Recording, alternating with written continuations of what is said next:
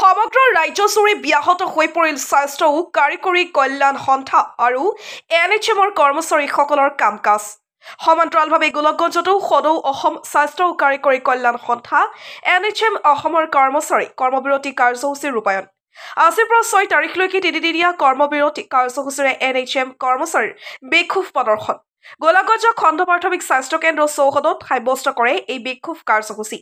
স্বাস্থ্য কৰ্মচাৰীসকলৰ সমকামৰ সমদৰমহা প্ৰদান কৰক, সপ্তম দৰমহা আয়োগৰ মতে দৰমহা প্ৰদান কৰক, ৰাষ্ট্ৰীয় স্বাস্থ্য অভিযান অসমৰ অধীনত কৰ্মৰত ঠিকাভিত্তিক কৰ্মচাৰীসকলৰ বাবে পেঞ্চনৰ ব্যৱস্থা কৰক, NHMৰ ঠিকাভিত্তিক কৰ্মচাৰীসকলক স্থায়ী পদত নিযুক্তি দিয়ক আদি বিভিন্ন দাবীৰে তিনিদিনীয়া কৰ্মবিৰতি কাৰ্যসূচী ৰূপায়ণ কৰে।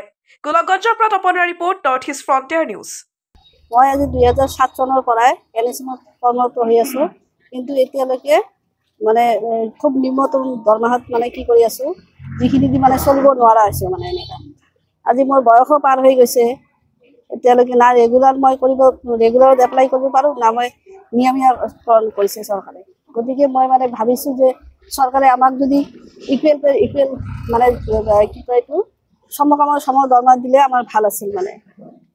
এইখিনি আৰু চাকৰিটো নিয়মীয়াটো কৰাও নাছিল এতিয়ালৈকে। নিয়মীয়াও নকৰিলে প্লাছ ইকুৱেল দৰমহা দিলে ভাল আছিল। আমি 3 দিনীয়া কাৰ্যসূচী 4, 5 আৰু 6। আজি আমি NHM employ all Assam health and technical welfare association কৰ্মবিৰতি কাৰ্যসূচী 4, 5, 6 তাৰিখৰ কৰ্মবিৰতি পালন কৰি আছো। আমাৰ দাবী আছিল, মূল দাবী 3টা আছিল। কাৰণ আমি আজি 2007 চনৰ পৰা NHMত কৰ্মৰত হৈ আছো। বহুত এমপ্লয়ৰ চাকৰিৰ বয়স পাৰ হৈ গৈছে, কিন্তু ৰেগুলাৰ হোৱা নাই। চৰকাৰে যিবিলাক এমপ্লয়ক পাৰ্মানেণ্ট পোষ্টত দিয়ে সেইবিলাক ডাইৰেক্ট এপইণ্টমেণ্ট দি দিয়ে। আমাৰ NHM এমপ্লয়ৰ ফালৰ পৰা কোনো সুবিধা নাই। ইয়াৰ পৰা যদি কিবা ৰিজাৰ্ভেশ্যন থাকিলে হয় তেতিয়া ভাল হ'ল হয়, কিন্তু আজিলৈকে হেৰি চৰকাৰে কোনো ব্যৱস্থা লোৱা নাই। এনেকি আমাৰ স্পেচিয়েল ৰিক্ৰুটমেণ্ট ড্ৰিপত দিয়া নাই। যেনেকুৱা সৰ্বশিক্ষাত টিচাৰসকলক স্পেচিয়েল ড্ৰিপত এপইণ্টমেণ্ট দিছে, ৰেগুলাৰ কৰি দিছে, কিন্তু আজিলৈকে আমাৰ একো NHM এমপ্লয়ক দিয়া নাই সুবিধা। ঠিকাভিত্তিক হৈ আছে। আজি 17 বছৰ হৈ গৈছে। 17 বছৰ চাকৰি কৰাৰ পিছতো আমি নিম্নতম দৰমহাত চাকৰি কৰি আছো।